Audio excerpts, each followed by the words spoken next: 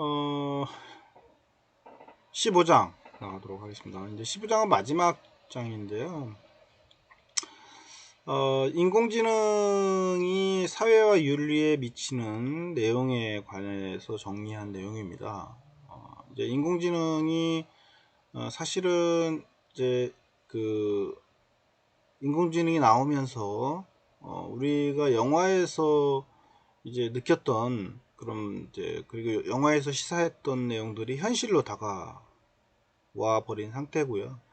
그러다 보니까 이제 이런 인공지능을 어떻게 활용을 하고 그 다음에 어디까지 인정을 할 거고 어떤 규제를 할 건지에 대한 이런 부분들도 존재할 거고요.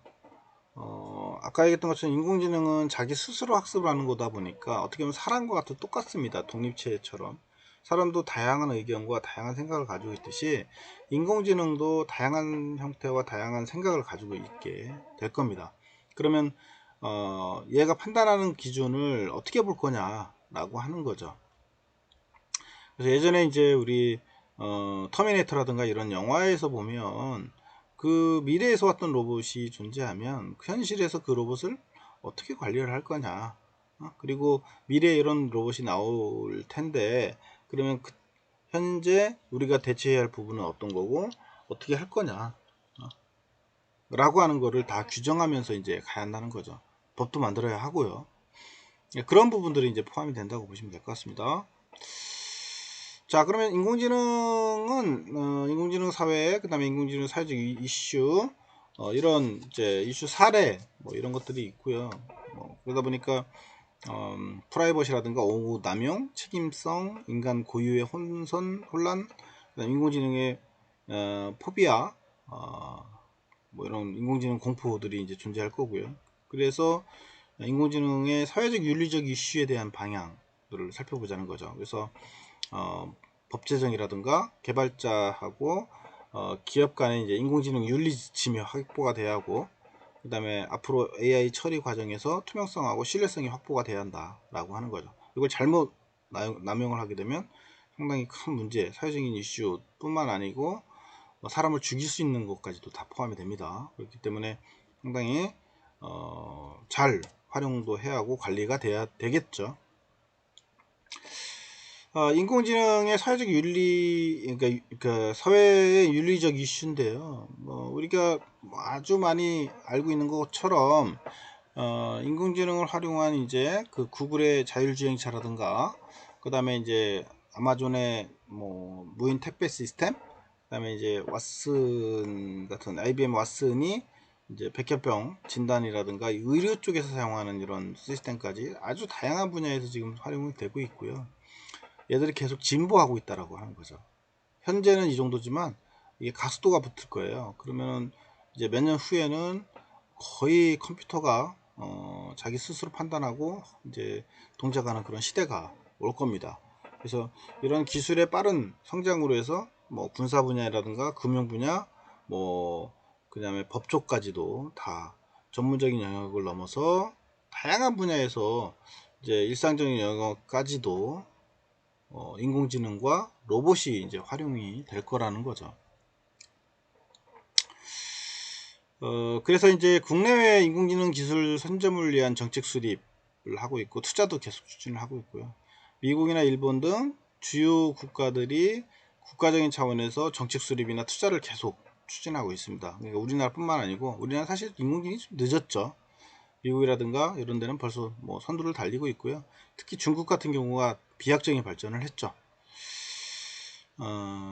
우리 한국 같은 경우 좀 늦긴 했어요. 그렇지만 이제 우리 정부 역시 인공지능에 대한 R&D 전략이라든가, 그 다음에 데이터, 빅데이터, 그 다음에 이제 AI 활성 방안 이런 계획들을 발표를 해서 추진하고 있죠. 인공지능은 뭐 여러분들 뭐 워낙 다 알고 있듯이 일론 머스크라는 테슬라 뭐 대표가 이런 말을 했다라고 합니다. 인공지능 연구는 우리가 악마를 소환하는 것이나 마찬가지다. 아주 의미심장한 말을 했어요. 그리고 인공지능의 발달은 영화 터미네이터와 같은 끔찍한 일을 현실에서 일어날 수 있게 만들 수 있다 라고 하는 거죠. 엄청 무서운 말이죠, 사실은. 그 다음에 스티븐 호킹 박사는 그런 말을 했다고 합니다. 강력한 AI의 등장은 인류에서 일어나는 최고의 일도 최악의 일도 될 수 있다. 그러니까 좋은 면도 있고 나쁜 면도 있다는 소리예요, 결국은. 그래서 우리는 어느 쪽이 될지는 알 수가 없다 이거죠. 아무도 알 수가 없다. 지나봐야 알겠죠. 그 다음에 다수의 전문가는 인공지능과 로봇의 확산으로 인해서 사회경제의 부작용과 규변적 이슈에 대비할 것을 주장하고 있다고 합니다. 문제가 되고 있고 그렇기 때문에 그래요. 그래서 인공지능의 윤리적인 이슈는 안정성, 신뢰성, 얘가 제대로 동작할 거냐 이거죠. 프라이버시, 진화하는 프라이버시가 이제 개개인의 프라이버시들이 존재할 거고요. 오남용, 잘못 사용에 대해서 사용자의 윤리가 존재할 거고, 책임감, 누가 어떻게 책임질 거냐 그 문제에 대해서. 그 다음에 인간 고유의 혼란, 로봇하고 인간 사이에 이제 미묘한 그런 혼란이 생기게 될 거고요. 그다음에 인공지능 포비아, 막연한 공포에서 생존의 위협으로까지도 이제 간다는 거죠. 인공지능을 잘못 활용해서 사람들이 다치거나 죽을 수도 있다는 거예요. 뭐 안정성 부분이나 신뢰성 부분은 제대로 작동할 건지, 인공지능의 알고리즘이 갖는 불안전성하고 그 다음에 내재적인 모순으로 다양한 위협이 발생할 수 있다 라고 하는 거죠. 그 얘들은 뭐 니콘 카메라 이미지 알고리즘이라든가 뭐 의료용 그런 알고리즘이 판단을 잘못하고 있다라고 하는 거죠. 그리고 똑같이 평가해야 하는데 사람마다 다르게 평가를 하거나 이런 이제 문제도 생기는 거죠. 뭐 예를 들면은 이제 동양인이나 아니면 서양인이나 이제 다른 생각을 가지고 다르게 판단하거나 이렇게 할 수도 있다는 거죠. 그 다음에 인명피해 사례, 군 보안이라든가 보안 이런 로봇들이 잘못 판단해서 사람을 죽이거나 뭐 이렇게 할 수도 있다는 거죠. 그런 사례도 있고요. 그 다음에 윤리적 딜레마, 이거는 사실은 중요한 부분이에요. 자동차가 주행하는데 앞에 행인이 있어요. 그럼 행인이 갑자기 튀어나왔는데 그 행인을 치고 그냥 지나갈 거냐, 자동차가 고장났을 때 브레이크가 고장났어요. 예를 들면 쭉 가다 브레이크가 고장났어. 그러면 그 사람이 밀고 그냥 갈 거냐, 아니면 옆으로 틀어서 다른 데 박을 거냐 라고 하는 거죠. 이걸 인공지능이 판단을 해야 돼요. 그냥 밀고 가면 앞에 행인들이 죽을 거고, 잘못하면.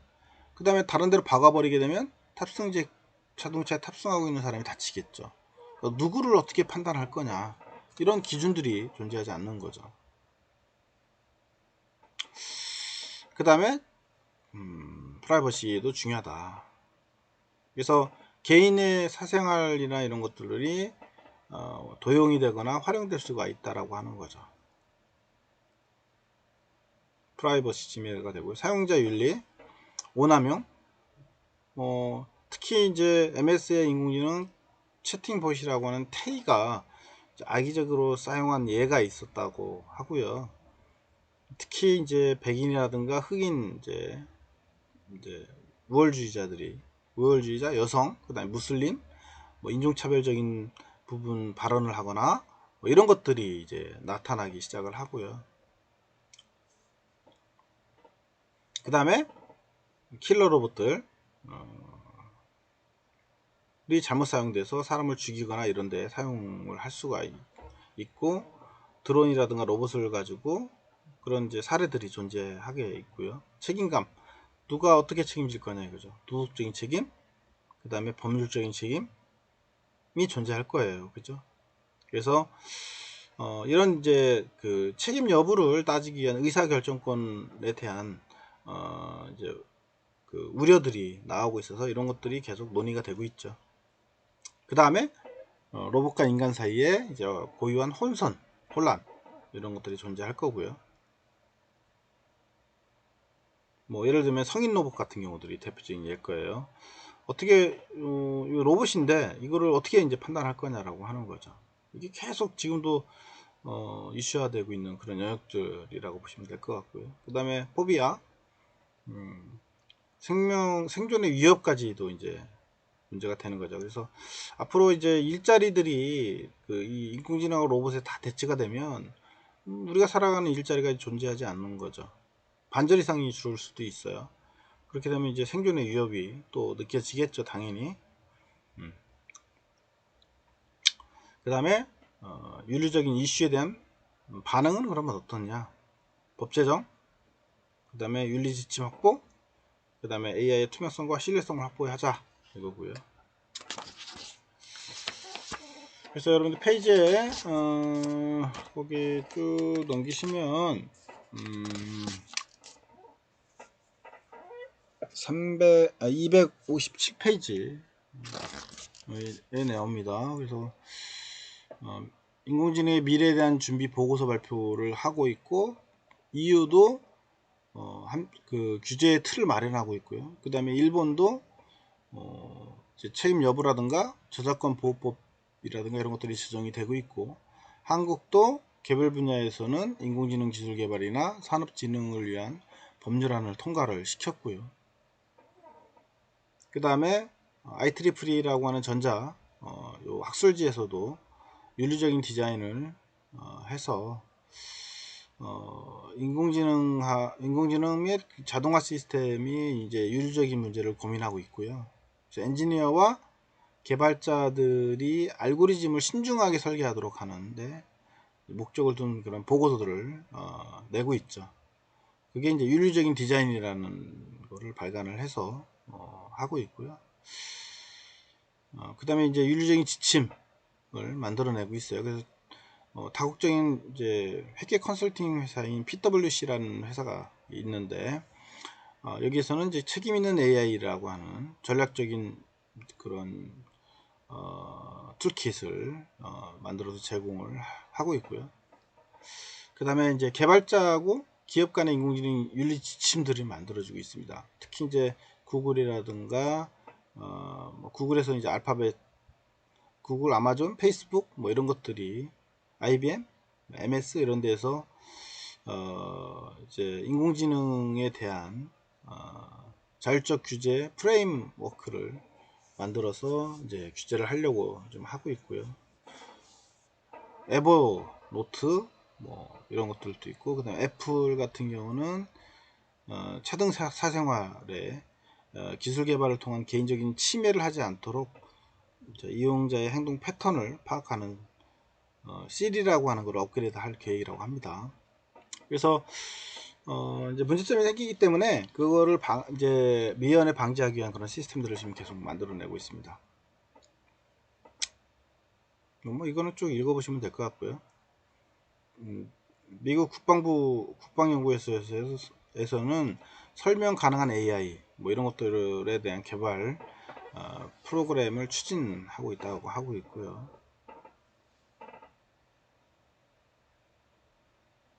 뭐 이건 뭐 쭉 읽어보세요. 나머지도 마찬가지고요.